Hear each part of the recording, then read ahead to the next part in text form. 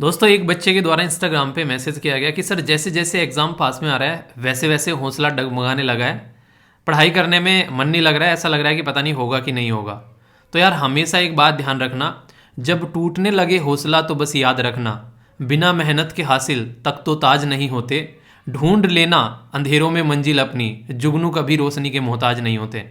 ये बात हमेशा ध्यान रखना, क्योंकि अगर आप लोग उस पर्टिकुलर चीज़ के लिए तैयारी नहीं करोगे, वो पोस्ट आपकी वेट नहीं कर रही है, आप लोग उसकी वेट कर रहे हो। उस पोस्ट की जो गरिमा है वो आप लोगों के जाने से होगी वहां पर लेकिन अगर आप लोग नहीं जाओगे तो कोई और इंसान उतनी मेहनत कर कर उस पोस्ट को लेकर चला जाएगा।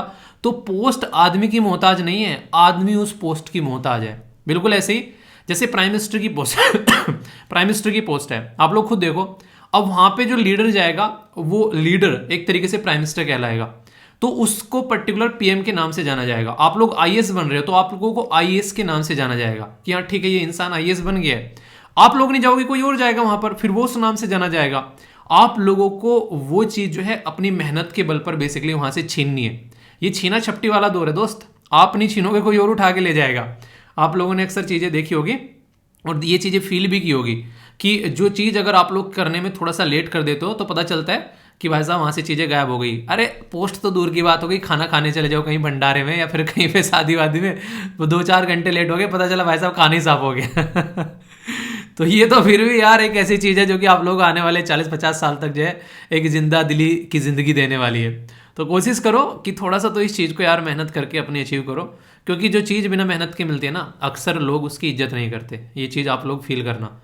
तो कोशिश करो कि जो भी चीज़ें आपकी हैं उनको अच्छे से करते रहो और अपने ऊपर तो ट्रस्ट रखो यार। दुनिया के ऊपर करो या ना करो, कम से कम अपने ऊपर ट्रस्ट रखो, क्योंकि यही एक ऐसी चीज़ है जो आप लोगों की गड्डी जो है ना वो हमेशा चलाए रखेगी। भले ही ईंधन खत्म हो जाए पर लेकिन कचरे की चाल पर लुढ़कती रहनी चाहिए। ठीक है, तो काफ़ी शानदार आज के डिस्कशन रहने वाला है। एक छोटी सी रिक्वेस्ट करूंगा, जैसे ही आप लोगों को वीडियो दिखती है, क्वेश्चन दिखता है बेसिकली स्क्रीन के ऊपर में, छोटा सा काम आप लोगों को करना है और वो क्या है, वीडियो को पॉज करके उस क्वेश्चन का आंसर आप लोगों को देना है और फिर उसके बाद में आंसर देखना है। इससे दो फायदे होंगे एक, अगर क्वेश्चन सही हो जा रहा है तो बड़ी बढ़िया बात है, कॉन्फिडेंस बढ़ जाएगा। पर लेकिन अगर क्वेश्चन गलत हो जा रहा है तो और भी बढ़िया बात है। क्यों?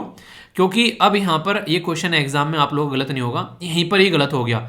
अब एग्जाम में आप लोग जब जाओगे तो इस क्वेश्चन को सही करके आओगे।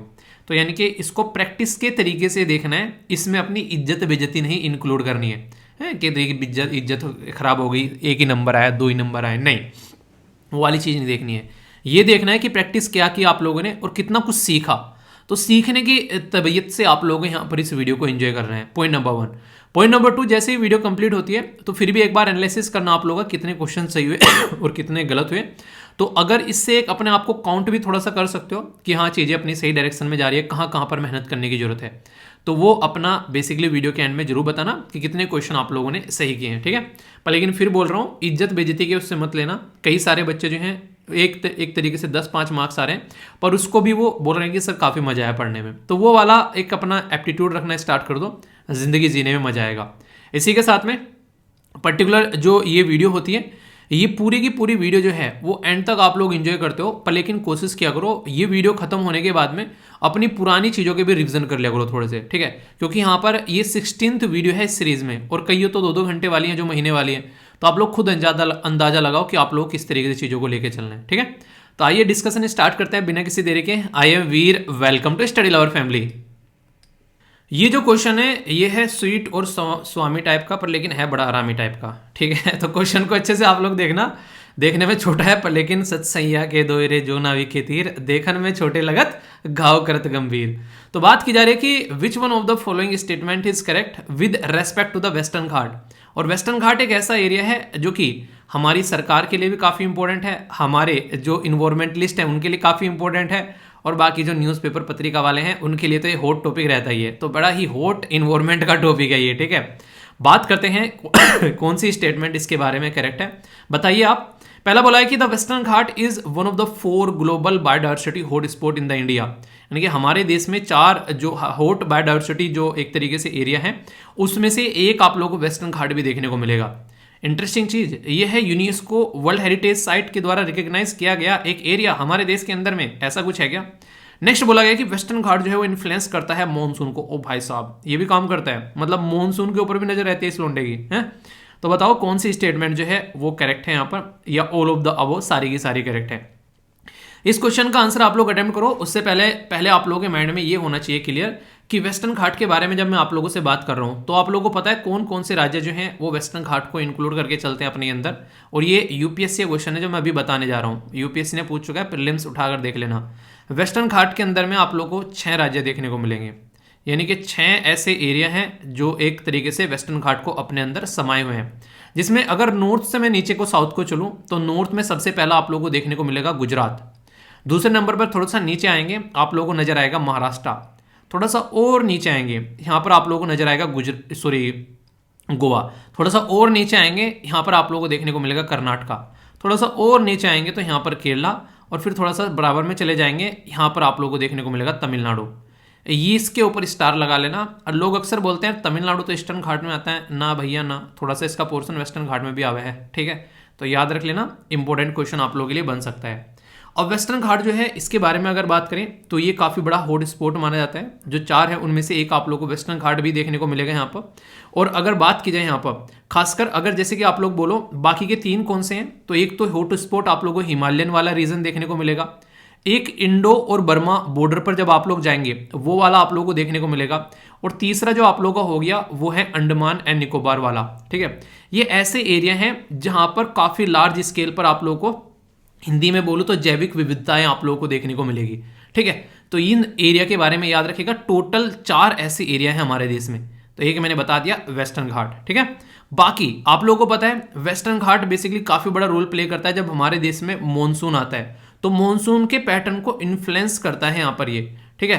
तो ये आप लोगों को पता ही है वेस्टर्न घाट के बारे में, क्योंकि आप लोगों ने तो बात छोटी छोटी सी है, एनसीईआरटी के अंदर भी पढ़ी होगी। तो सारी की सारी स्टेटमेंट जो है वो अपने ही आप में करेक्ट है, और आंसर यहाँ पर इसका डी हो गया। आया कि मजा नहीं आया है? तो इस तरीके से क्वेश्चन को क्लियर कर रहे हैं ताकि मजा आए कि हाँ काफी कुछ सीख लिया है। ओके, कोई डाउट हो तो पूछ लिया करो। इंटरेस्टिंग और इंपॉर्टेंट क्वेश्चन है आप लोगों के सामने, और पता नहीं क्यों मुझे लग रहा है कि यहां से क्वेश्चन आप लोगों के एग्जाम में बन सकते हैं यार। रीजन क्या है उसके पीछे? रीजन यहां पर यह है क्योंकि यहाँ पर इंडिया की बहुत बड़ाई की गई है, मतलब बोले कहते हैं भर भर के बड़ाई की गई है यहाँ पर जो इस पर्टिकुलर समिट में इंडिया की, कि इंडिया जो है वो एक उड़ता नहीं चमकता सितारा है इस पर्टिकुलर एरिया में। इंडिया के बारे में क्या नहीं बोला गया यहाँ पर, एक तरीके से मतलब इंडिया ही G20 की मीटिंग को लेकर चल रहा है तो इंडिया ही दुनिया को बचाएगा, ऐसी फीलिंग आ रही थी यहाँ पर। जैसे नहीं हॉलीवुड मूवी में बताते हैं कि हाँ दुनिया को बचाना है, तो यहाँ पे मुझे फीलिंग आ रही थी जब मैं इसको देख रहा था कि भाई साहब इंडिया ही जो है वो दुनिया को बचाएगा। तो इसमें दावोस के अंदर में ये समिट हुई, ये समिट जो है बेसिकली देखने को मिलेगा वर्ल्ड इकोनॉमिक फोरम की, और इसके अंदर में यहाँ पर कौन सी स्टेटमेंट करेक्ट है आप लोगों को बताना है। बोला गया कि कोएलिशन ऑफ द ट्रेड जो मिनिस्टर्स हैं on the climate, a new coalition of the trade minister on the climate launch किया गया, और इसी के साथ में बूस्ट करने के लिए इंटरनेशनल कोऑपरेशन क्लाइमेट ट्रेड और सस्टेनेबल डेवलपमेंट, यानी कि जलवायु व्यापार और सतत विकास में यहाँ पर इंटरनेशनल अंतर्राष्ट्रीय सहयोग बढ़ाने की बात की गई है। जब भी कोई ऐसी स्टेटमेंट लिखी रहे ना एग्जाम के अंदर में जिसमें से सोच के थोड़ी सी पॉजिटिव सी वाइब्स आने लगे कि हाँ यार बातें तो सही की जा रही है, ऐसी स्टेटमेंट अक्सर सही होती है, ठीक है, जहां से पॉजिटिव वाइब्स आए और जहां पे लगे कुछ खराब होने की बात चल रही है उस पर थोड़ा रुक जाया करो। नेक्स्ट यहां पर बात की जा रही है कि एक तरीके से एम्पलीफाई किया जाएगा अर्थ एक्शन, और लॉन्च किया जा रहा है philanthropic capital to unlock the funding for the climate crisis. बोलने में तो बड़ा अच्छा लग रहा है भाई साहब, फिलैंथ्रोपिक कैपिटल यानी कि वो लोग जो कि चाहते हैं एक तरीके से दूसरों की हेल्प करना, परोपकारिता करना, वो लोग यहाँ पर कैपिटल देंगे। पर लेकिन क्यों देंगे? जब तक उनको कोई बोलेगा नहीं, उनको कुछ फायदा नहीं होगा तो वो नहीं देने वाले हैं। तो ये बोलने में बड़ी अच्छी अच्छी बातें लगती हैं, पर आप लोगों को पता है इससे पहले भी उन्हें कहते हैं तनुवेट सोनू बोले में शर्मा जी पहले भी ऐसा हुआ है, ठीक है बड़े शाहरुख खान होने घूम रहे हैं तो वही वाली बातें यहाँ पर, तो पहले भी ऐसी ऐसी बातें हुई हैं पर इन रियलिटी में रिजल्ट क्या है? रिजल्ट है बाबा जी का टुल्लू। तो वाली बातें हैं, बोलकर तो निकल जाते हैं पर पहले भी यहाँ पर बातें की गई थी पेरिस क्लाइमेट एग्रीमेंट के टाइम पर भी कि ऐसे ऐसे पैसा इकट्ठा करेंगे, पर जब भी गरीब देशों को पैसा देने की बात आती है ये अमीर देश ना पूरे दलाल बन जाते हैं। ये भाई साहब पैसे नहीं देते और अपनी अपनी बातें चलवाते हैं। तो सही आंसर क्या है? Only one, only two, both 1 and 2, या फिर नन ऑफ द अबव। आप लोग बताइए। सही आंसर है यहाँ पर कंप्यूटर पर स्क्रीन पर सी आंसर, कंप्यूटर की स्क्रीन पर शो किया जाए, तो सही आंसर है यहाँ पर सी। तो दोनों की दोनों स्टेटमेंट बिल्कुल सही है। Collision of the trade ministers on climate कहाँ पर हुआ? दावोस की समिट में हुआ। इसी के साथ में giving to amplify earth action, जिसमें फिलैंथ्रोपी को लाया जाएगा, ये भी यहीं पर हुआ। और बात भी पता है कितने पैसे की गई, मैं तो सोचकर भी हैरान था, मैंने कहा इनके मुंह से कैसे निकल गए जेब से तो निकलेगा नहीं। अब यहाँ पर बात की जा रही थी 3 ट्रिलियन, समझ रहे हैं आप लोग, 3 ट्रिलियन जो डॉलर की बात की जा रही है, वो भी एनुअली, यानी कि जितनी हमारे देश की जीडीपी है ना, उसकी बात की जा रही है, ठीक है। तो इससे अंदाजा लगा सकते हैं। चाइना की जीडीपी पता है कितनी है? वो है लगभग 17 ट्रिलियन के करीब, ठीक है। यूएसए की जीडीपी पता है कितनी है? वो है 23 ट्रिलियन के करीब, और हमारी है लगभग 3 ट्रिलियन के करीब। डॉलर में बातें कर रहा हूं ये, ठीक है। तो ये जो समिट थी, ये थी वर्ल्ड इकोनॉमिक फोरम की। तो थोड़ा सा वर्ल्ड इकोनॉमिक फोरम के बारे में भी आप लोगों को बता देता हूं, ताकि कल को क्वेश्चन बने तो आप लोगों को कोई कंफ्यूजन न रहे।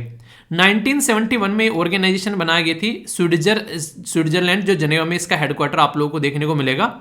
इसका बेसिक पर्पज ये है कि दुनिया में जहां जहां भी दिक्कतें हैं उनका सॉल्यूशन निकाला जाए पब्लिक और प्राइवेट पार्टनरशिप के साथ में, यानी कि सरकार और जो प्राइवेट जो लोग हैं उनको मिलकर काम यहां पर कराया जाए। Energy transition index, global competitiveness report, global IT report, global gender gap report, global risk report, global travel and tourism report, ये सारे के सारे इसी के कुक्रम हैं। ये सारी कार्यक्रम ही प्रस्तुत करता है, मतलब कुक्रम नहीं, कार्यक्रम, सॉरी, एक्सट्रीम सॉरी ये इसके कार्यक्रम है, ठीक है। नहीं कहते ये है हमारा आविष्कार, तो ये है हमारी कार, तो ये इनका आविष्कार है। ये सारी की सारी वो रिपोर्ट है, अगर क्वेश्चन उठा के देखोगे यूपीएससी के, तो इनमें से एक एक रिपोर्ट जो है कई बार एग्जाम में पूछी जा चुकी है, और स्टेट पीसीएस के अंदर तो कई बार मैच करने के लिए भी आ जाता है। तो इसलिए क्वेश्चन टॉपिक एक है पर लेकिन क्वेश्चन अनेक बन जाते हैं इससे, इसलिए ऐसे तैयारी करो ताकि कुछ ना छूट पाए, ठीक है। दोस्तों कोई भी चीज़ अगर इंडिया की किसी पार्ट में हो रही है तो वो समझ में आता है कि हाँ चलो ठीक है, अच्छी बात है, पर लेकिन अगर वो नॉर्थ ईस्ट में हो रही है तो उसके ऊपर थोड़ा सा अलग ही इम्पैक्ट इंसान का पड़ जाता है। तो उसी के बारे में मैं आप लोगों से यहाँ पर बात करने वाला हूँ।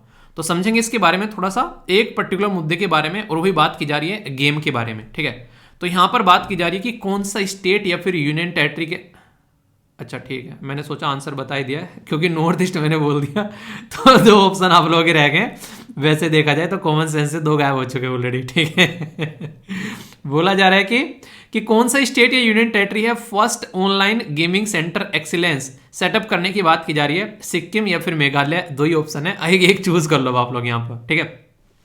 तो सही आंसर क्या है? तुक्का भी मारोगे तो भी 50% चांस है आंसर सही होने के, और जब मैं एग्जाम में बैठो और लगे कि यहाँ पर 50% चांस है आंसर सही होने के, तो उस आंसर को छोड़ा नहीं करते, लगा लिया करते हैं, ठीक है। और अक्सर पहले वाला गलत हुआ करता है और सेकंड वाला सही हुआ करता है, ठीक है। तो आंसर है यहाँ पर मेघालय। पर कौन सी मिनिस्ट्री है यहाँ पर? क्वेश्चन तो ये भी पूछा जा सकता है कि कौन सी मिनिस्ट्री यहाँ पर काम कर रही है। तो ministry of state for electronics and information technology, और इसी के साथ में स्किल डेवलपमेंट एंड एंटरप्रेन्योरशिप आप लोगों को देखने को मिलेगी, जो कि यहाँ पर राजीव साहब के अंडर में है। इनके द्वारा मिलकर फर्स्ट सेंटर ऑफ एक्सीलेंस की बात की जा रही है ऑनलाइन गेमिंग की, जो कि मेघालय के अंदर शिलोंग में मार्च के महीने में आप लोगों को चीजें देखने को मिलेंगी, ठीक है। तो काफी इंपॉर्टेंट क्वेश्चन आप लोगों को देखने को मिलेगा, यानी कि एक तरीके से इंपॉर्टेंट क्वेश्चन यहाँ पर बन जाता है। ये डिजिटल इंडिया स्टार्टअप हब से रिलेटेड यहाँ पर ये इंस्पायर है, और इसमें भी एक पर्टिकुलर सिस्टम है जिसको बोला जाता है STPI। इसका मतलब क्या है? इसको बोलते हैं software technology park of India. तो इस पर्टिकुलर सिस्टम के तहत काम किया जा रहा है, और ये सिस्टम जो है ये साइंस एंड टेक्नोलॉजी का ministry of science and technology के अंदर में आता है। तो ये पूरा का पूरा टॉपिक इस तरीके से आप लोग के बेसिक इंफॉर्मेशन होनी चाहिए आप लोगों के पास में, ठीक है। दोस्तों अगर आप लोगों को ये पहचानना है कि एग्जाम में कौन सा क्वेश्चन इंपॉर्टेंट हो सकता है, तो यहाँ पर कुछ एरिया होते हैं। जैसे मैंने बोला, अगर नॉर्थ ईस्ट के बारे में पूछा जाए तो वो इंपॉर्टेंट होता है, वुमेन के बारे में कुछ बन जाए, वुमेन इंपावरमेंट के बारे में, वो इंपॉर्टेंट होता है, बच्चों से रिलेटेड कुछ बन जाए वो इंपॉर्टेंट होता है, और दिव्यांगन जो है सोसाइटी में उनसे रिलेटेड अगर क्वेश्चन कोई आए तो वो इंपॉर्टेंट आप लोगों का हो सकता है, ठीक है। क्योंकि ये ऐसे एरिया हैं जिनको इंपावरमेंट की बात हम लोग करते हैं, जो कि थोड़े पीछे छूट गए हैं डेवलपमेंट में, तो उनके ऊपर फोकस दिया जाता है। तो policy of blindness control is implemented by which state, यानी कि जो भी यहाँ पर अंधापन होता है उसको नियंत्रण करने के लिए कौन से राज्य के द्वारा फोकस यहाँ पर किया गया है? गुजरात, न्यू दिल्ली, राजस्थान या फिर अरुणाचल प्रदेश। तो ऑप्शन आप लोगों के सामने है, मैं आशा करता हूं कि आप लोग इसको अटेम्प्ट करोगे अच्छे से और आंसर दोगे। और मैक्सिमम क्वेश्चन जो है जो रेगुलर वीडियो आती है वहां से आप लोग रहते हैं, तो अगर वो आप लोग वीडियो रेगुलर देख रहे हो तो यहाँ पर आप लोगों का रिविजन भी आप लोगों को होता हुआ नजर आएगा। किसका काम है ये? आंसर है सी, राजस्थान गवर्नमेंट का। राजस्थान गवर्नमेंट के द्वारा एक पॉलिसी लेकर आई गई जिनके द्वारा बात की गई यहाँ पर right to sight. Right to sight मतलब राइट टू साइट एक तरीके से इंसान को बोला जा रहा है कि एक देखने का अधिकार, ठीक है, एक तरीके से उसकी आंखें होनी चाहिए। तो department of medical and health के द्वारा रिलीज की गई एक पॉलिसी कि ब्लाइंडनेस को हम लोग प्रिवेंट करेंगे। Prevention is better than cure वाली कहानी तो आप लोगों ने सुनी है ना, कि चीज़ों को खराब होने से पहले ही सुधार लेना चाहिए।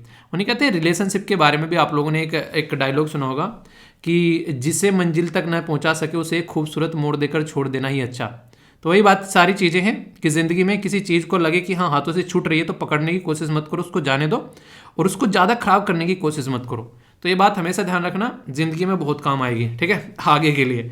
अगर बात करें यहाँ पर तो लोगों की जो आंखें हैं उनको सुधारने का काम किया जा रहा है और इसमें जो फोकस दिया जा रहा है यहाँ पर ये खासकर सेंटर में यहाँ पर मिलकर काम कर रहे हैं। ऐसे नहीं कि यहाँ पर कई सारी चीज़ों में आप लोगों को देखने को मिलेगा सेंटर जो है सपोर्ट प्रोवाइड कराते हैं बैकडोर पर, ठीक है। यहाँ पर बात की जा रही है केराटोप्लास्टिक सेंटर जो है, इसी के साथ में यहाँ पर आई बैंक जो है वो मिलकर गवर्नमेंट के यहाँ पर एक तरीके से सिंक्रोनस में काम करते हुए नजर आएंगे। तो किसका है? राजस्थान सरकार का है ये पर्टिकुलर एरिया। इंटरेस्टिंग क्वेश्चन है पर लेकिन दिमाग का क्वेश्चन है, हवाबाजी में इसको गलत कर बैठोगे। सोशल मीडिया आप लोग सब यूज करते हैं क्या? कोई ऐसा महान इंसान है जो सोशल मीडिया यूज नहीं कर रहा है आज की डेट में? कम से कम अगर ये आप लोग देख रहे हो लेक्चर तो इसका मतलब ये है कि आप लोग सोशल मीडिया यूज कर रहे हो, ठीक है। ये मत लिखना कि नहीं, ये मत लिखना कि नहीं कर रहे हैं, ठीक है। तो सोशल मीडिया के क्या क्या फायदे हैं? आप लोग जिस चीज को यूज कर रहे हो मैं पूछने लगूं कि वीडियो को पॉज करो, बताओ मोबाइल के क्या फायदे हैं। तो ये उसी तरीके का एक क्वेश्चन है क्योंकि ये चीजें आप लोगों के पास में 24 घंटे रहती है। तो इससे क्या क्या फायदे आप लोगों को नजर आते हैं, इसके अगर बेनिफिट लिखने के लिए एग्जाम में आ जाए तो ये बेनिफिट आप लोग वहां पर मेंशन कर सकते हो। हालांकि सारे सही नहीं है, पहले ही बता देता हूं, ठीक है, तो धोखे में मत रहना कि क्वेश्चन का आंसर दे दिया सर ने, ठीक है। तो बात की जा रही है डेमोक्रेटाइजेशन ऑफ इंफॉर्मेशन, यानी कि जैसे आप लोग ऑनलाइन सोशल मीडिया पर जाते हैं तो इंफॉर्मेशन भर भर कर मिलती है, तो ये एक तरीके से लोकतंत्रीकरण करता है बेसिकली सूचना का। नेक्स्ट बोला गया है कि indirect interaction with government, social media के थ्रू आप लोग गवर्नमेंट के साथ में अप्रत्यक्ष बातचीत कर सकते हो। प्रमोट क्रिएटिविटी सेल्फ एक्सप्रेशन, रचनात्मक और आत्म अभिव्यक्त को भी यहां पर बढ़ावा मिलता है। इसी के साथ में इंक्रीज कस्टमर इंगेजमेंट, यानी कि ग्राहक का जुड़ाव जो है वो बढ़ता है। वैसे अगर देखा जाए ये दोनों स्टेटमेंट अगर आप लोग देखोगे यहाँ पर कहीं ना कहीं कनेक्टेड सी आप लोगों को नजर आएगी। बात करूंगा कैसे, यहाँ से आंसर आप लोग निकाल सकते हैं। ए में बोला गया 1 2 3, बी में बोला गया 2 3 4, सी में बोला गया 1 3 4 और डी में बोला गया ऑल ऑफ द अबोव। तो सही आंसर क्या है अगर आप लोगों से पूछो यहाँ पर? सही आंसर बताइए। सही आंसर बताया क्या है? वो है सी। मतलब इसलिए क्योंकि यहां पर जब आप लोग आज के डेट में प्राइम मिनिस्टर मोदी साहब को फॉलो कर रहे हो ट्विटर के ऊपर में, या फिर आप लोग यहां पर एक तरीके से उनको इंस्टाग्राम के ऊपर में, तो डायरेक्ट आप लोग उनके साथ में कनेक्ट हो सकते हो। आप लोग उदाहरण के तौर पर लो, मान लीजिए आप लोग मेरे साथ में इंस्टाग्राम पर या फिर ट्विटर पर कनेक्ट हो और आप लोग कोई डाउट है तो आप लोगों ने मुझे कोई मैसेज किया वहां पर इनबॉक्स में और बोला कि सर इसके बारे में थोड़ा सा एक्सप्लेन कर दो, ये डाउट है सर, ये प्रॉब्लम है, तो मैं रिप्लाई कर रहा हूं। तो ये नहीं कि यहां पर आप लोग एक तरीके से डायरेक्टली मेरे साथ में कनेक्ट नहीं हो गए आप लोग यहां पर, तो डायरेक्ट इंटरेक्शन हो रहा है मेरे साथ में, ना कि इनडायरेक्ट इंटरेक्शन हो रहा है, ठीक है। ऐसा हो सकता है कि मैं बोलूं कि ठीक है यार आप लोगों के डाउट मैंने लिख लिए हैं, उसके बाद में कोई और उसको आकर एक्सप्लेन करेगा, एक पर्टिकुलर छोटी सी डाउट सेशन की वीडियो में डलवा दूंगा किसी पर्टिकुलर टीचर के द्वारा, ठीक है। तो वो क्या हो गया, वो इनडायरेक्ट इंटरेक्शन हो गया, मेरे साथ में तो इंटरेक्शन नहीं हो रहा है, पर लेकिन यहां पर मेरे साथ में इंटरेक्शन डायरेक्ट हो रहा है आप लोगों का। तो ये डायरेक्ट कनेक्टिविटी है, सोशल मीडिया के थ्रू आप लोग किसी भी लीडर तक डायरेक्ट पहुंच पा रहे हो, ये बड़ा फायदा है इसका, वरना चक्कर काटते रह जाते थे, कभी किसी का कोई रिप्लाई नहीं मिलता था, ठीक है। नेक्स्ट यहां पर क्रिएटिविटी तो नेक्स्ट लेवल की आ रही है, यूट्यूब पर ही आप लोग देख लो आज के डेट में कितने क्रिएटिव आदमी आ गए हैं, ठीक है। नहीं कई सारे हाय हाय ये मजबूरी, मतलब अलग ही लेवल की क्रिएटिविटी है अबे यार क्या ही बोलो बस इन चीज़ों के बारे में, मतलब चलिए सही है क्रिएटिविटी है, पर लेकिन थोड़ी सी ढंग से क्रिएटिविटी हो तो थोड़ा मजा आए। और भी जैसे टिकटॉक आप लोगों ने देखा, क्रिएटिविटी थी पर लेकिन कुछ चीज़ें ना अति हो जाती हैं। क्रिएटिविटी भी एक सेंसिबल क्रिएटिविटी होनी चाहिए, ये थोड़ी ना कि एक तरीके से इंसान जो है बिल्कुल कपड़े उतार कर डांस करने लगे और बोले कि मैं तो क्रिएटिव हो गया हूँ वो वाली चीज़ें थोड़ा सा जिस समाज में रहते हैं उसकी थोड़ी गरिमाएं हैं, ठीक है। तो थोड़ा सा उसमें चीजें रहे, वरना सभी ऐसे करने लगे तो फिर ये जो समाज का ढांचा है ना वो बिगड़ जाता है। तो इसलिए दायरा बनाया गया है, इसीलिए संविधान है। संविधान है क्या, आप लोगों की डोर बांधने के लिए तो है कि आप लोग एक दायरे से बाहर न जाओ, गवर्नमेंट को बांधने के लिए तो है, गवर्नमेंट जो है फिर से अंग्रेजों वाली डिक्टेटरशिप न करने लगे, तो कंडीशन आप लोग समझ सकते हैं। इंक्रीज करना कस्टमर इंगेजमेंट, अभी आप लोगों ने रिसेंटली देखे होंगे कई सारे, जैसे जोमेटो हो गया, स्विगी हो गया, या फिर मैकडी हो गया, इनके कई सारे प्रोडक्ट जो है बेकार दिखते हैं कई बार, तो सोशल मीडिया पर वायरल हो जाते हैं। अभी मैकडी में किसी ने खाना खाने गया था कुछ दिनों पहले, एक वीडियो मैंने आप लोगों के साथ में शेयर की थी कि छिपकली थी वहां पर कोक के अंदर में, तो जो आप लोग ऊपर से ढक्कन डाल के जो पीते हो ना, उसमें ढक्कन हटा लिया करो, पता नहीं अंदर क्या है उसमें, ठीक है। तो कोई भी चीज़ आज के डेट में वैसे मत करो, थोड़ा सा अवेयर रहो चीज़ों को लेकर। तो ये सारी के सारे पॉइंट जो है यहाँ पर डायरेक्ट कर देना, तो चारों के चारों पॉइंट अगर आंसर राइटिंग में आ जाएगी, सोशल मीडिया के बेनिफिट क्या है, 4 पॉइंट चिपका देना, नंबर बड़े शानदार मिलेंगे, ठीक है। तो ये सारे के सारे पॉइंट आप लोगों के सामने हैं। चैलेंज क्या है, जब यहां पर आप लोग डायरेक्ट इंटरेक्ट कर रहे हो तो आप लोगों को मिसलीडिंग के भी चांसेस बढ़ जाते हैं। इसी के साथ में कुछ ऐसी चीजें देखने को मिलेगी, खासकर साइबर बुलिंग और हरासमेंट, यानी कि खासकर अगर बात की जाए कोई जरा सा कुछ गलत कर दे तो रातों ही रातों उसकी इमेज खराब कर दी जाती है, उसकी सारी डिटेल पब्लिकली आप लोगों को घूमती नजर आएगी। तो बहुत सारी और भी चीजें हैं, जरा सी देर में लोग जो है बढ़ जाते हैं, ये उस पॉलिटिकल पार्टी का, ये उसका है, एक तरीके से डिवीजन भी काफी लार्ज स्केल पर देखने को मिलता है। तो हर चीज के दो पहलू होते हैं, जैसे कि हर सिक्के के दो पहलू होते हैं। अब आप लोग देखो आप लोग कौन सा पसंद आ रहा है। आंसर सी हो गया, दोनों तरीके से समझ सकते हैं, लिखने के लिए आ जाए या ऑब्जेक्टिव टाइप क्वेश्चन बन जाए, दोनों तरीके से क्लियर है माइंड में, ठीक है।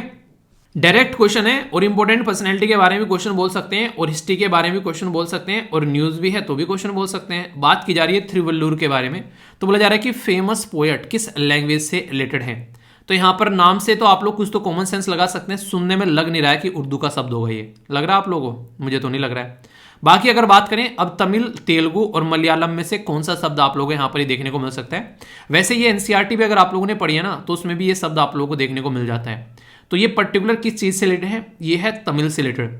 तो तमिल के साथ में आप लोग यहाँ पर इसको कनेक्ट करके देख सकते हैं।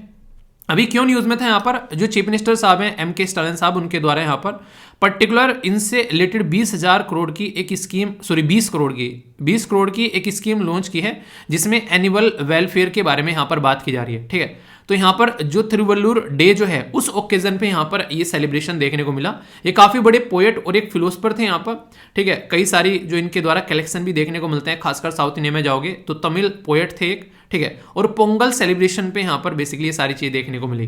तो आंसर क्या हो गया, आंसर यहाँ पर ए हो गया। तो क्वेश्चन ऐसे आप लोगों से बन जाते हैं, इंटरेस्टिंग है और इंपॉर्टेंट भी है। बात करें मार्ग के बारे में, तो मार्गदर्शन चाहता है हर एक इंसान आज की डेट में। आप लोगों को पता है कि मार्गदर्शन के बारे में, आप लोगों का मार्गदर्शन करने के लिए कौन है यहाँ पर, तो यहाँ पर बात की जा रही है किसके बारे में। एम से है मेंटोरशिप, ए से है एडवाइजरी, ए से है असिस्टेंस, आर से है रेजिलियंस और जी से है ग्रोथ। तो यानी कि ये सारी की सारी चीजें मार्ग में आ गई। तो सोच के देखो ऐसा मार्ग जो है किस चीज का मार्गदर्शन करेगा। ये कॉमन सेंस होती है यार, मैं आप लोगों को हमेशा बोलता हूं, जब तक यूपीएससी में कॉमन सेंस यूज करना नहीं आया तो समझ लेना सिलेक्शन नहीं होगा।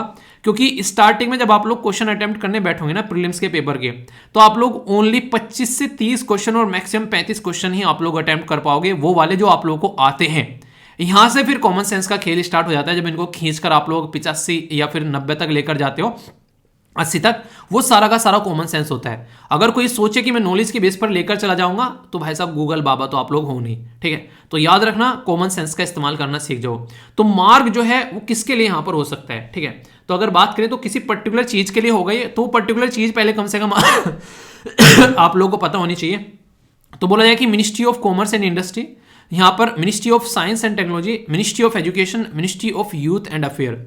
तो ये जो पर्टिकुलर सिस्टम है मार्ग, तो ये मार्ग किसके लिए है, ये मार्ग है स्टार्टअप के लिए। यानी कि हमारे देश में एक सपोर्ट चाहिए स्टार्टअप को, ताकि लोग जो हैं गवर्नमेंट जॉब के पीछे न भागकर अपना अपना कोई काम धंधा स्टार्ट करें, और उसके चलते अपने आप तो वो बेसिकली कमा ही, दूसरों को भी यहाँ पर रोजगार प्रोवाइड कराएं। तो इससे क्या होगा, एक तरीके से स्टार्टअप के ऊपर फोकस ज्यादा से ज्यादा जाएगा। तो जोन स्टार्टअप इंडिया एक तरीके से बनाने की कोशिश की जा रही है, और उसी में मार्ग जो है वो एक मेंटोर मास्टर क्लास का काम यहाँ पर करने वाला है, मिंटो जिंदगी बनाने वाला है, ऐसा आप लोग बोल सकते हो। तो स्टार्टअप अक्रॉस द कंट्री बनाने की बात की जा रही है। और जब स्टार्टअप के बारे में आप लोगों से यहां पर बात की जाए, तो कौन सी मिनिस्ट्री काम करेगी, साइंस काम करेगी, एजुकेशन काम करेगी, यूथ काम करेगी। तो बिजनेस की बात की जा रही है तो ministry of commerce and industry आप लोगों को देखने को मिलेगी। तो इसके अंदर डिपार्टमेंट है, यहां पर department of promotion for industry and internal trade, जिसको DPIIT आप लोग बोलते हो, उसका जो सिस्टम है वो ministry of commerce and industry के अंदर में आता है। तो उसी के अंदर ये प्रोग्राम आप लोगों को देखने को मिलता है। तो कल को अगर पूछ ले department of promotion of industry and internal trade या फिर ministry of commerce and industry, तो दोनों का आंसर सेम होगा, कंफ्यूजन नहीं होना चाहिए। इस तरीके से मार्ग के बारे में याद रखिएगा। इवन स्टार्टअप वाली चीजों के बारे में कुछ लिखने के लिए आता है देश के अंदर में, तो भी आप लोग यहां पर मार्ग एज ए स्कीम के तौर पर या फिर प्लेटफॉर्म के तौर पर मेंशन वहां पर कर सकते हैं, ठीक है। इंपॉर्टेंट है, कंफ्यूजन नहीं होना चाहिए। दोस्तों ये जो ऐसा क्वेश्चन है जिसको साथ में आप लोग कोरिलेट कर पाओगे, अगर लास्ट ईयर आप लोगों ने प्रीलिम्स के क्वेश्चन बेसिकली देखे हैं कुछ टाइम से अभी, उसमें आप लोगों को देखने को मिलेगा कि कहीं ना कहीं ऐसे क्वेश्चन पूछे जा रहे हैं जो कि प्रैक्टिकल है। मतलब वो चाहते हैं कि आप लोग एक बार पुलिस के हत्थे चढ़ो, जेल में जाकर देखो किस तरीके का प्रोसेस होता है उसको फील करो। मतलब ऐसा कुछ नहीं है, वो चाहते हैं कि समाज में क्या क्या प्रोसीजर है आप लोगों को पता होना चाहिए, ठीक है। तो यहाँ पर चार्जशीट और एफआईआर के बारे में क्वेश्चन पूछा गया, बड़ा ही प्यारा सा, और मैं आशा करता हूँ कि आंसर दे पाओगे क्योंकि टॉपिक मैंने पढ़ाया था। चार्जशीट और एफआईआर जो है वो डिफाइन की जाती है under section 173 CrPC, criminal procedure code है, उसके तहत इसको डिफाइन किया गया है। चार्जशीट क्या होती है, आप लोगों ने सुना होगा कि चार्जशीट फाइल कर दी है, यानी कि पूरी पुलिस ने इन्वेस्टिगेशन कर डाली, उसके बाद में end of the investigation chargesheet file कर दी है, ऐसा ही कुछ होता है क्या। नेक्स्ट यहां पर बोला गया एफआईआर जो है वो फर्स्ट इंस्टांस है यहां पर जो कि पुलिस को इन्फॉर्म किया जाता है कॉग्निजेबल ऑफेंस के बारे में। नेक्स्ट बोला गया कि FIR does not decide the person guilty, यानी कि एफआईआर का मतलब ये नहीं कि इंसान जो है वो गुनहगार है। तो कौन सी स्टेटमेंट करेक्ट है ये बताना है, ओनली 1 करेक्ट है, ओनली 2 करेक्ट है, ओनली 3 स्टेटमेंट करेक्ट है, या फिर all of the above statement correct है। सही आंसर आप लोगों को बताना है कि इनमें से कितनी स्टेटमेंट करेक्ट है। देखो ऐसे ऐसे क्वेश्चन ना आप लोगों को लगेगा कि यार सारे के सारे सही लग रहे हैं, पर लेकिन छोटी छोटी चीजें होती हैं जो आप लोग अगर चूक जाओगे तो क्वेश्चन आप लोग के हाथों से छूट जाएगा। फैक्चुअल इन्फॉर्मेशन है, थोड़ा सा आप लोगों को पता भी होना चाहिए, तो दोनों का कॉम्बिनेशन आप लोगों के अच्छे आंसर बनाकर जाता है। तो बात की जा रही है चार्जशीट और किसके बारे में, एफआईआर के बारे में। तो चार्जशीट और एफआईआर पहले तो आप लोगों को ये पता होना चाहिए दोनों अलग अलग होती है। किसी ने अगर ऑफेंस कर दिया है, जैसे कि किसी के साथ में मर्डर कर दिया, किसी किडनैप कर दिया, कोई रेप हो गया, तो वो कॉग्निजेबल ऑफेंस की कैटेगरी में आता है और वहां पर फर्स्ट इंफॉर्मेशन रिपोर्ट यानी कि एफआईआर देखने को मिलती है। जब एफआईआर यहां पर दर्ज हो जाती है, पुलिस जो है उसकी इन्वेस्टिगेशन करती है, इन्वेस्टिगेशन करने के बाद में चार्जशीट फाइल की जाती है उसका पूरा एनालिसिस करने के बाद में। तो चार्जशीट जो है वो डिफाइन की गई है सीआरपीसी के अंदर में, ये याद रखेगा, सेक्शन 173 के अंदर में। पर लेकिन एफआईआर जो है नोट बीन डिफाइन, कहीं पर डिफाइन नहीं की गई, ना तो आईपीसी के अंदर में ना सीआरपीसी के अंदर में, ठीक है। तो ये आप लोग यहां पर याद रखेगा।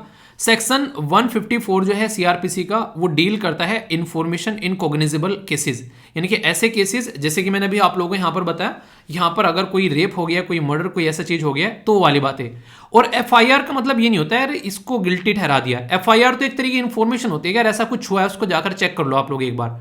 तो ये काफी इंपॉर्टेंट क्वेश्चन आप लोग यहां पर बन जाते हैं। तो डायरेक्ट क्वेश्चन पूछा जा सकते हैं, तो आंसर इस क्वेश्चन का सी हो गया, कंफ्यूजन नहीं होना चाहिए, ठीक है। इंटरेस्टिंग और इंपॉर्टेंट क्वेश्चन आप लोगों से बन सकता है यहां पर annual status of education report के बारे में, जिस रिपोर्ट को आप लोग एसर बोलते हो। एसर रिपोर्ट जो है किसके द्वारा रिलीज की जाती है ये आप लोगों को यहां पर बताना है। WHO, प्रथम एनजीओ, ऑक्सफॉर्म इंटरनेशनल या वर्ल्ड ट्रेड ऑर्गेनाइजेशन। सबसे पहले तो ये रिपोर्ट जो है रिसेंटली बहुत ज़्यादा न्यूज़ में थी, इसके बारे में आप लोगों से क्वेश्चन पूछा जाए तो कोई बड़ी बात नहीं होगी, तो ऐसी चीज़ों के बारे में आप लोगों को अपने आप को तैयार रखना है। क्वेश्चन क्या था यहाँ पर कि हाँ किसके द्वारा प्रस्तुत की जाती है, पर ये एक छोटा दायरा है, इसके बारे में ये पूछा जा सकता है किससे रिलेटेड है। अगर फुल फॉर्म आप लोगों को नहीं पता है, शॉर्ट फॉर्म में एसर लिख दिया तो आप लोग कंफ्यूज ही आ जाओगे। एनुअल स्टेटस बताती है कि देश के अंदर में एजुकेशन कैसी है, और काम करती है प्रथम एनजीओ, सबसे पहले प्रथम यानी कि प्रथम द्वितीय तृतीय यानी कि प्रथम वाले काम कर रहे हैं, ठीक है। तो वही फर्स्ट आएगा जो पहले काम करेगा। इनका बेसिक फोकस ये रहता है कि स्किल और रीडिंग जो एक तरीके से पैटर्न है देश के अंदर में बच्चों का, कि चीज़ों को पढ़ना, स्किल डेवलपमेंट, उन सब के ऊपर कैसा पैटर्न यहाँ पर देखने को मिलता है, उसका एक एनालिसिस करते हैं ग्राउंड लेवल पर और वो गवर्नमेंट के सामने रखते हैं। इंटरेस्टिंग चीज़ पता है क्या इसके बारे में, ये एक ऐसी रिपोर्ट है जिसको सरकार तक यूज़ करती है, जबकि प्राइवेट एनजीओ है ये एक ऐसी न्यूज़ है जिसको इंटरनेशनल ऑर्गेनाइजेशन एजुकेशन का सिस्टम देखने के लिए हमारे देश में यूज़ करती है।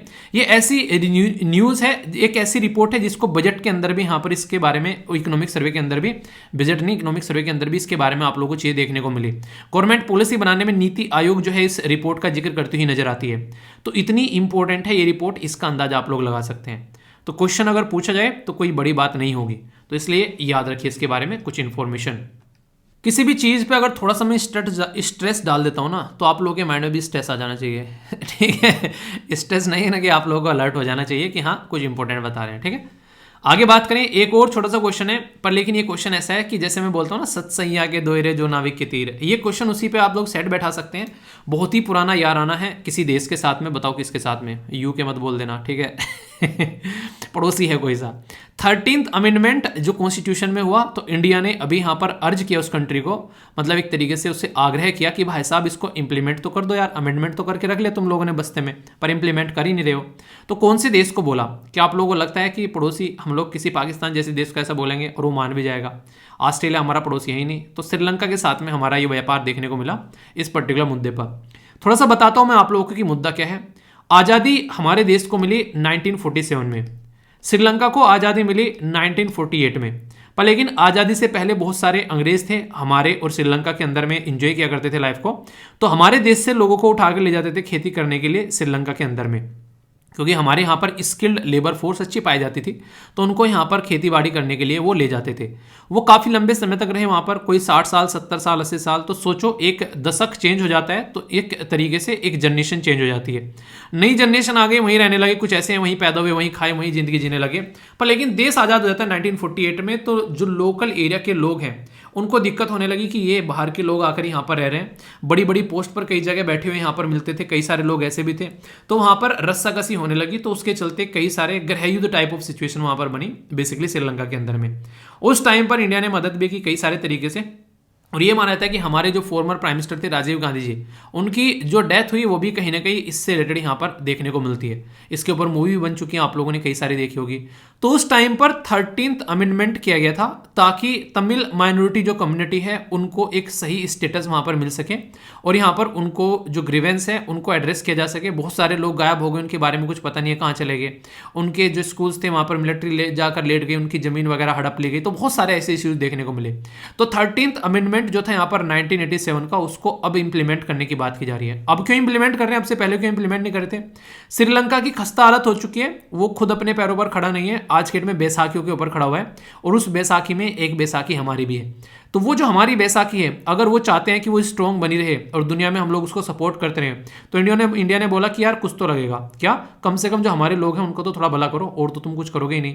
तो वो 13th अमेंडमेंट को इंप्लीमेंट करने की बात यहाँ पर की गई, और हम पहले देश बने जिसने IMF जो यहाँ पर सपोर्ट के लिए श्रीलंका का एक तरीके से सबसे पहले हाथ थामा और बोला कि इनको सपोर्ट कर दो, हम साथ में हैं, अगर कुछ गड़बड़ होती है तो हम लोग गारंटर हैं। जैसे नहीं बैंक में अकाउंट खुलवाने के लिए गारंटर रहता है कि कल कोई कुछ गड़बड़ करेगा तो मुझे आकर पकड़ लेना, तो ये वाली गारंटी तक इंडिया ने दे डाली श्रीलंका के लिए। तो समझ सकते हैं कि पड़ोसियों के लिए कितना कुछ करते हैं हम लोग। पर लेकिन पड़ोसी हैं कि दूसरे गोद में जाकर बैठ जाते हैं जब भी मौका मिलता है, वो एक अलग बात है। आंसर सी हो गया, ठीक है। अरावली एक ऐसा टॉपिक है जो मैक्सिमम टाइम आप लोगों को न्यूज़ में देखने को मिलता रहता है, तो इसके बारे में क्वेश्चन अगर आप लोगों से पूछ ले जाए तो कोई बड़ी बात यहाँ पर नहीं होगी, ठीक है। तो इसके बारे में आप लोग याद रखिएगा। बेसिकली मुद्दा क्या है, बात की जा रही है अरावली रेंज जो है वो स्प्रेड कर रही है ओवर 4 स्टेटों में से होकर जाती है। पहली स्टेटमेंट में यहाँ पर ये बोला गया है, ठीक है, यानी कि 4 स्टेट से होकर जो है वो अरावली रेंज जो है वो गई हुई है। अरावली जो है यहाँ पर वो डेट बैक आप लोगों को देखने को मिलेगा मिलियंस ऑफ ईयर, यानी कि प्री इंडियन सब कॉन्टिनेंट के बारे में अगर बात की जाए तो यूरेशियन प्लेट जो है वो उसके साथ में कनेक्टेड आप लोगों को नजर आएगी। तो टेक्टोनिक्स थ्योरी पढ़ी है ना, प्लेट टेक्टोनिक्स थ्योरी, तो उसी के चलते बात की जा रही है। अरावली जो है वो नॉर्थ वेस्ट इंडिया में one of the oldest fold mountain आप लोगों को देखने को मिलेगी। ये वर्ल्ड में सबसे पुरानी मानी जाती है, जबकि हिमालय जैसी चीज़ें आप लोगों ने देखा होगा वो नीचे घटती देखती है, धसती रहती हैं, बढ़ती रहती हैं, वो ऊपर निकलती रहती हैं, तो वो अभी अपना नेचर चेंज कर रही है, पर ये वाली जो है अपना नेचर चेंज नहीं कर रही है, ठीक है। तो ये आप लोग यहाँ पर समझ सकते हैं। गुरु शिखर जो है वो पीक इसका माउंट आबू में आप लोगों को देखने को मिलेगा, जो हाईएस्ट पीक है अरावली रेंज के अंदर में। तो करेक्ट स्टेटमेंट बतानी है, तो अरावली रेंज का समझो कि टॉपिक तैयार हो गया आप लोगों का। 1 statement, second only 3 statement, all of the वो, या फिर कोई से भी करेक्ट नहीं है। सही आंसर क्या है, वीडियो को पॉज करके आंसर दो। टॉपिक कई बार हम लोग देख चुके हैं, सही आंसर क्या है, वो है बी। मतलब यहाँ पर बी आंसर सही है। ओनली 3 स्टेटमेंट यानी कि 3 सही है, गलत है। क्यों? क्योंकि अरावली रेंज जो है वो 4 राज्य से नहीं 3 राज्य से जाती है, हरियाणा, राजस्थान, गुजरात। चौथा राज्य नहीं है, चौथी यूनियन टेरिटरी है जो है दिल्ली।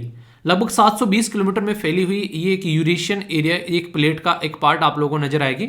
और अरावली रेंज जो है ओल्डेस्ट है, लगभग यहाँ पर ये आप लोग काफ़ी पुरानी देखने को मिलेगी, खासकर अगर इसके बारे में बात करें। और इसका जो हाईएस्ट पीक है वो 1722 मीटर ऊंचा है, जिसका नाम है गुरु शिखर। गुरु शिखर पीक कहाँ पर है, ये माउंट आबू के अंदर में आप लोगों को देखने को मिलेगा। तो ये बात आप लोग यहाँ पर याद रख सकते हैं, ठीक है। तो काफी इंपॉर्टेंट है यहाँ पर। कुछ और बातें अगर बात करें, इसके अंदर में कई सारी रिवर है, जैसे बानस हो गया, लूनी हो गया, ठीक है, साखी इसी के साथ में, साबरमती ये इसी के साथ में कनेक्टेड है। तो ये कुछ कुछ चीजें भी आप लोगों को यहाँ पर देखने को मिल सकती हैं, ठीक है। तो कंफ्यूजन यहां पर नहीं होना चाहिए, तो आंसर इसका बी हो गया, एग्जैक्टली आंसर सही। ब्रह्मपुत्रा रिवर बहुत ज्यादा न्यूज में रहती है, तो इससे रिलेटेड कोई क्वेश्चन पूछ ले जाए तो कोई बड़ी बात नहीं होगी। बात की जा रही है ब्रह्मपुत्रा को यारलंग सेंगपो के नाम से भी यहां पर जाना जाता है। टी साइलेंट है, सेंगपो बोलते हैं, चाइना के अंदर में बोला गया है। इसी के साथ में यहां पर अगर बात करें, जो कि यहां पर अगर बात करें ये बेसिकली मजा, ठीक है, मबजा, बेसिकली मबजा जो यहाँ पर सेंगपो आप लोगों को देखने को मिलेगी रिवर है, वो ट्रिब्यूटरी है यारलंग जेंगपो की, ठीक है। तो यहाँ पर बेसिकली मबजा जेंगपो, तो इसकी ये ट्रिब्यूटरी है। क्या स्टेटमेंट करेक्ट है ये आप लोगों को बताना है। यहाँ पर only one, only two, both या फिर नन, सही आंसर क्या है आप लोगों के हिसाब से, ये आप लोग बताइए। आंसर क्या है, करेक्ट पूछा गया, ध्यान रखिएगा। तो आंसर है यहाँ पर करेक्ट ए। मतलब क्या है, मतलब यहां पर यह है कि जो ब्रह्मपुत्रा जो है उसको यारलंग जेंगपो बोलते हैं चाइना के अंदर में। अगर आप लोग जाओगे तो आप लोगों को वहां पर देखने को मिलेगा। पर लेकिन जो यहां पर बात करें, जो अभी रिसेंटली जो यहां पर बात की जा रही है जो ट्रिब्यूटरी के बारे में, तो यहां पर जिसका नाम है यहां पर बेसिकली मबजा जेंगपो, ये आप लोगों को देखने को मिलेगी ट्रिब्यूटरी ऑफ गंगा, ठीक है। तो ये काफी डिफरेंट है। तो इसके ऊपर एक डैम भी आप लोगों को देखने को मिलता है, और यहाँ पर ये इसके बारे में आप लोग याद रख सकते हैं। कोई कंफ्यूजन आप लोगों को नहीं होना चाहिए, कल को अगर कंफ्यूजन हो तो क्लियर करना है आप लोगों को यहाँ पर माइंड में, ठीक है। तो ये बेसिक इन्फॉर्मेशन है, बेसिक आंसर ए हो गया। इंटरेस्टिंग क्वेश्चन है, डायरेक्ट पूछा जा सकता है कि गर्ल्स फॉर टेक ये प्रोग्राम किसके द्वारा इनिशिएट किया गया, कौन सी फाइनेंशियल सर्विस कंपनी के द्वारा, मास्टर कार्ड, वीजा, मेस्ट्रो या फिर पेपल। तो ये एक ऐसा ऐसा क्वेश्चन है जो कि खासकर वुमेन के बारे में है। तो ऐसे क्वेश्चन आप लोगों से अक्सर पूछ ले जाते हैं, ठीक है। तो वुमेन से रिलेटेड कोई क्वेश्चन बने तो कंफ्यूज आना नहीं है। तो किससे रिलेटेड है यहाँ पर, ये याद रखिएगा, आंसर है इसका ए, मास्टर कार्ड, ठीक है। तो यहाँ पर मास्टर कार्ड जो है ये एक अमेरिकन कंपनी आप लोगों को यहाँ पर नजर आती है, जो कि यहाँ पर काम कर रही है अभी फिलहाल खासकर महिलाओं को इंपावरमेंट करने के लिए। तो 1 लाख फीमेल स्टूडेंट को बोला है इन्होंने कि 2024 तक ये क्या करेंगे, उनको इंपावर करेंगे 4 एरिया में, STEM। ये 4 एरिया कौन से हैं, साइंस, टेक्नोलॉजी, इंजीनियरिंग और मैथमेटिक्स, यानी कि एजुकेशनली इनको इंपावर करने की बात यहाँ पर की गई है। तो काफ़ी अच्छी बात है यहाँ पर। और खासकर ये जो मुद्दा है अभी रिसेंटली यहाँ पर, इसके द्वारा बेनिफिट करने की बात की जा रही है 10,800 के करीब गर्ल्स, 30 जो तमिलनाडु के अंदर में स्कूल है उनके अंदर में। फिर यहाँ पर ये 1 लाख का टारगेट है 2024 तक का। तो देखते हैं कैसे उसको अचीव कर पाते हैं, ठीक है। तो इंपॉर्टेंट है, ये भी एक काफी इंटरेस्टिंग क्वेश्चन है। बोला जाए फर्स्ट टाइम 61 ईयर में यहां पर पहली बार एक कंट्री की पॉपुलेशन जो है वो काफी डाउन हो गई, लगभग 8,50,000 जो है पॉपुलेशन डिक्लाइन हो गई, ठीक है। कौन सा देश है वो, इंडिया डिक्लाइन हो रही है क्या भाई साहब, छप्पर फाड़ के बढ़ रही है, ठीक है।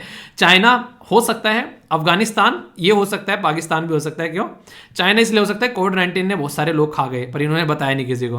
अफगानिस्तान में बुरी हालत है तो वहां भी हो सकता है, और पाकिस्तान भी आंसर हो सकता है। पर सही आंसर कौन सा है, सही आंसर यहाँ पर चाइना, ये याद रखिएगा। 61 ईयर में ऐसा हुआ है, और नेशनल ब्यूरो ऑफ स्टैटिस्टिक के द्वारा यहाँ पर ये बात बताई गई है, यानी कि खुद चाइना ने ये बात बोली है कि ऐसा कुछ देखने को यहाँ पर मिल रहा है। तो ये कुछ बेसिक इंफॉर्मेशन है, याद रखिएगा, जो कि क्वेश्चन आप लोगों से बन सकता है। ग्रेट चाइनीज फैमीन आया था 1960 में, तब जाकर कुछ ऐसी कंडीशन देखने को मिली थी, बहुत सारे लोगों की जान गई थी। अभी फिलहाल चाइना की सिचुएशन खराब हो चुकी है, ऐसा बोला जा रहा है यहाँ पर पॉपुलेशन के मामले में। चलिए एक छोटी सी रिपोर्ट भी है यहाँ पर, बात की जा रही है ग्लोबल कॉम्पिटिटिवनेस रिपोर्ट के बारे में। कई बार हालांकि डिस्कस की है, मैं आशा करूंगा कि आप लोग आंसर दोगे इसका सही से। तो देखता हूँ कौन आंसर देता है। एशियन डेवलपमेंट बैंक प्रस्तुत करता है, वर्ल्ड ट्रेड ऑर्गेनाइजेशन प्रस्तुत करता है, वर्ल्ड इकोनॉमिक फोरम या फिर वर्ल्ड बैंक। सही आंसर इसका क्या है अगर वो आप लोगों से पूछूं तो सही आंसर क्या है इसका, सही आंसर है सी, यानी कि world economic forum. Global competitiveness index जो है वो एक एनुअल रिपोर्ट है, जो कि वर्ल्ड इकोनॉमिक फोरम के द्वारा रिपोर्ट इशू की जाती है, और सबसे पहली बार यहाँ पर ये 2004 में इशू की गई थी, वर्ल्ड इकोनॉमिक फोरम, ठीक है। तो यहाँ पर बेसिकली ये प्रस्तुत करता है कॉम्पिटिटिवनेस, 12 इंडिकेटर चेक करते हैं कि वहां पर एक तरीके से हेल्थ और प्राइमरी एजुकेशन कैसी है, ट्रेनिंग कैसी है, गुड्स मार्केट कैसी है, लेबर मार्केट कैसी है, फाइनेंशियल सर्विस कैसी देखने को मिलती है, इसी के साथ में टेक्नोलॉजी का कैसे इस्तेमाल किया जा रहा है, इसी के साथ में इंफ्रास्ट्रक्चर यानी कि ढांचागत विकास है कि नहीं है, ये सारी चीज़ों को चेक करती है पर्टिकुलर एरिया में, और उसके बाद में यहाँ पर ये चीज़ें प्रस्तुत करती है। तो आंसर यहाँ पर इसका सी हो गया। 2 आर्टिकल ऐसे हैं संविधान के अंदर, अगर आर्टिकल 19 और आर्टिकल 21 अगर इनके बारे में लगातार भी क्वेश्चन पूछ लेना तो ये मत बोलना कि यूपीएससी को शर्म आनी चाहिए, क्योंकि ये ऐसे टॉपिक हैं ये किसी न किसी तरीके से डायरेक्ट और इनडायरेक्ट वे में आप लोगों को न्यूज़ में देखने को मिलते रहते हैं। तो freedom of speech and expression जो है इसके बारे में आप लोगों से बात की जा रही है। तो बोला जा रहा है कि आर्टिकल 19 में सब सिटीजन को right to freedom of speech and expression मिला हुआ है। दूसरा बात की गई यहां पर फ्रीडम ऑफ स्पीच ये एब्सोल्यूट अधिकार नहीं है। आर्टिकल 19 में रीजनेबल रिस्ट्रिक्शन इंपोज की गई यहां पर, ताकि सर्टेन पर्पज को ध्यान में रखते हुए इसको रोका भी जा सके। ऐसे नहीं कि किसी को जाकर कुछ भी आप लोग गाली दे रहे हो और अपनी लाइफ को एंजॉय कर रहे हो। तो करेक्ट नहीं, इनकरेक्ट पूछा गया है। Only one, only two, both या फिर नन। तो सही आंसर क्या आप लोगों के हिसाब से, मतलब इनकरेक्ट क्या है? अगर करेक्ट पूछता तो आंसर सी हो जाता, दोनों स्टेटमेंट सही है। पर इनकरेक्ट पूछ लिया गया तो इसका मतलब क्या हो गया, अब दोनों स्टेटमेंट जो है वो कोई सी भी यहां पर आंसर नहीं है। क्यों? क्योंकि दोनों की दोनों स्टेटमेंट जो है वो करेक्ट है। याद रखिएगा, संविधान के अंदर में जब आप लोग जाते हो तो पार्ट आप लोगों को देखने को मिलता है थर्ड, जिसको मूल या मौलिक अधिकार आप लोग बोलते हो। आर्टिकल 12 से लेके आर्टिकल 35 तक का, इसमें आर्टिकल 19 जो है वो freedom of speech and expression का अधिकार देता है। इसी के अंदर से हमारी जो प्रेस है वो निकल कर आती है। आर्टिकल 19 के 1 के ए में जो है वो मीडिया है, कहीं ना कहीं ऐसा बोल सकते हो। पर इंपॉर्टेंट मुद्दा क्या है कि इसका जो 2 है, यानी कि 19 का जो 2 है वो यहां पर एक रिस्ट्रिक्शन के बारे में बात करता है कि आप लोगों की एक लक्ष्मण रेखा खींच दी गई है कि देश की अगर संप्रभुता और देश की एकता पर अगर कोई हाथ उठाएगा, आंख उठाएगा, तो उसकी आंख फोड़ दी जाएगी। ऐसा आप लोग बोल सकते हैं। दूसरी इंपॉर्टेंट मुद्दा है यहां पर कि सिक्योरिटी को अगर कोई एक नुकसान पहुंचाएगा, पड़ोसी देश के साथ में हमारे अच्छे रिलेशन है, अगर उसको कोई इंपैक्ट करने की कोशिश करेगा, law and order, code of content, ये सारे कुछ ऐसे एरिया हैं, ये आर्टिकल 19 के 2 में रखे गए हैं। अगर यहां पर आप लोग बोलोगे हरकत कर कर कि हमारी freedom of speech and expression है, तो भाई साहब फिर आपकी कोई नहीं सुनने वाला है। ठीक है, तो आंसर क्या हो गया? आंसर डी हो गया। कंफ्यूजन नहीं होना चाहिए। मिशन इंद्रधनुष जो है वो कई बार न्यूज में रहता है। अभी भी यहां पर क्वेश्चन बना, बोला कि लॉन्च किया गया था 2014 में। एम था कि इंक्रीज किया जाए इम्यूनाइजेशन कवरेज 100% चिल्ड्रन के अंदर में। कौन सी स्टेटमेंट है? आंसर ए 1, ओनली 2, बोथ या फिर नन। एक बात आप लोग ध्यान रखिएगा, जब भी हम लोग बात करते हैं इम्यूनाइजेशन के बारे में, कोई भी ऐसी चीज़ों के बारे में, कवरेज करने के बारे में, कोई हेल्थ की स्कीम चलाने के बारे में, तो शब्द आप लोग थोड़े सोच के चलिएगा। 100% कवर करने का मतलब समझ रहे हो, एक एक इंसान को कवर कर देना, तो ये थोड़ा सा पॉसिबल नहीं रहता है। ठीक है, तो इसको समझ सकते हैं आप लोग। यहाँ पर स्टार्टिंग में ही बोल दे कि 100% मार्क्स लेके आएंगे भाई साहब, तो ये पॉसिबल नहीं रहता है।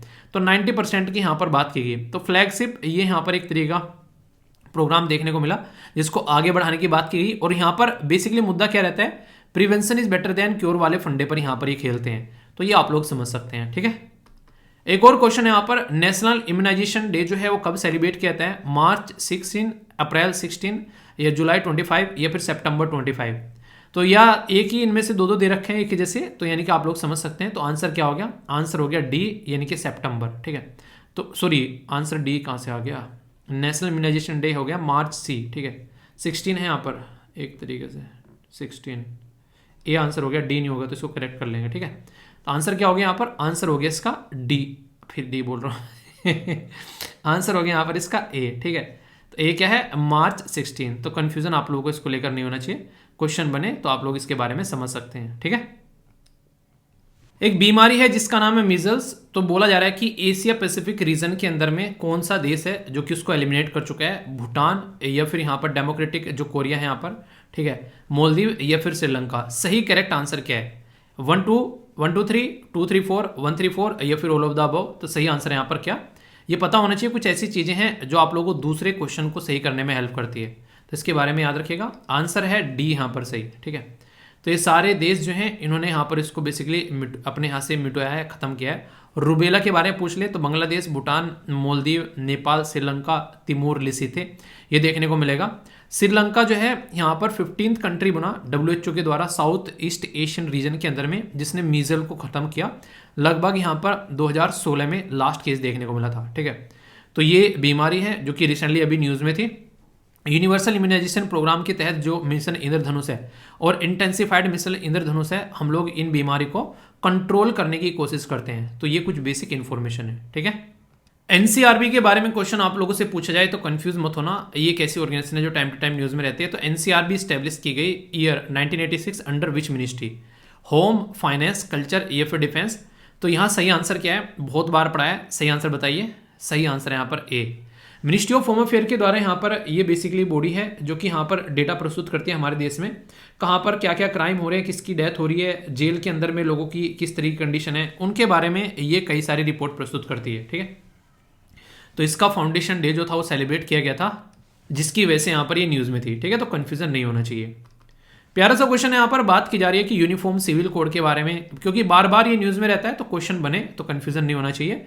तो आर्टिकल 44, 28, 12 या फिर यहाँ पर 92, तो ये तो सब बता ही देते हैं, पर क्वेश्चन अगर थोड़ा सा नेक्स्ट लेवल का पूछ लिया जाए इससे थोड़ा सा आगे चलकर कि यूनिफॉर्म सिविल कोड जो है वो संविधान के किस पार्ट में है, part second, part third, part 4 या फिर पार्ट 5।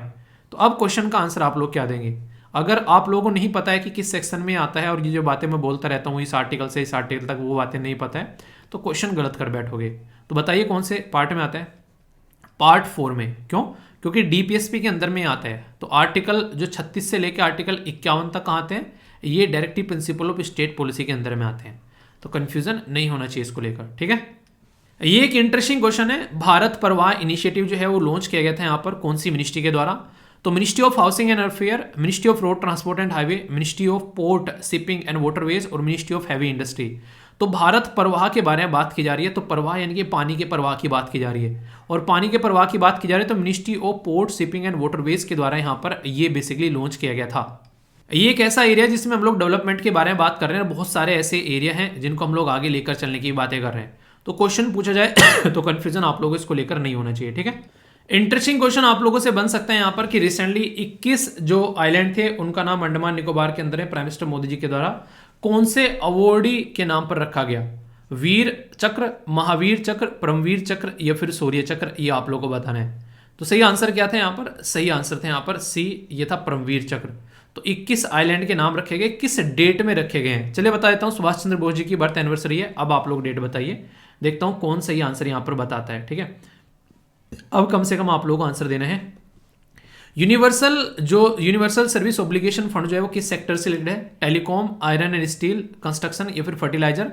तो वीडियो को पॉज कर आंसर दीजिए, बहुत ही इंपॉर्टेंट है क्योंकि बहुत लंबे समय से यहाँ पर ये न्यूज़ में रहता है। तो याद रखिएगा इसके बारे में किससे है, ये टेलीकॉम सेक्टर से रिलेटेड है। खासकर उन एरिया तक हम लोगों ने बात की थी यहाँ पर इस सेक्टर को पहुँचाने की जहाँ पर नॉर्मली आज की डेट में भी हम लोग प्रॉपर वे में चीज़ों को नहीं पहुँचा पा रहे हैं, ठीक है। तो उससे रिलेटेड था। तो कंफ्यूजन नहीं होना चाहिए। कैसा लगा आज का ये डिस्कशन? बाकी बताना कितने क्वेश्चन आप लोग के सही हुए हैं। कोई नेगेटिव मार्किंग नहीं है, तो इसलिए अच्छे से आप लोग एंजॉय करिए। सीखने और सिखाने की टेंडेंसी में रहिए, ना कि अपने आप को इस तरीके से देखना है कि डिमोटिवेट करना है, ठीक है। तो आज का डिस्कशन यहीं पर समाप्त करते हैं। मैं आशा करता हूँ आप लोगों ने इसको एंजॉय किया होगा। नेक्स्ट लेक्चर मिलता हूँ, तब तक अपना ध्यान रखिए। बड़ों को नमस्ते, छोटों को प्यार, छोटी सी लाइफ एंजॉय करार। मिलता हूँ नेक्स्ट वीडियो में, तब तक के लिए जय हिंद। और फीडबैक जरूर देना जैसी वीडियो लगी है, ठीक है।